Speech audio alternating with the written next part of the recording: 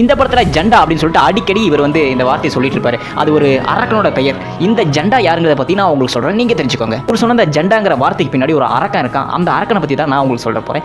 சும்பன் நிஸ்மன் சொல்லிட்டு 2 மிகப்பெரிய அரக்கர்கள் இருக்காங்க. இவங்க பார்த்தீங்கன்னா மிகப்பெரிய ஒரு வார்த்தையும் கையில் வச்சிருக்காங்க. என்னன்னா, ஒரு கல்யாணம் ஆகாத ஒரு கன்னி பெண்ணு கையில் தான் எங்களுக்கு சாவு இருக்கணும், அந்த பெண்ணு ரொம்பவே கொடூரமாக இருக்கணும், அந்த பொண்ணு கையில் மட்டும் தான் எங்களுக்கு சாவு, மற்றபடி யாராலையுமே எங்களுக்கு சாவு இருக்கணும்னு ஒரு பயங்கரமான வரத்தை கையிலே வச்சுட்டு சுற்றிட்டு இருக்காங்க.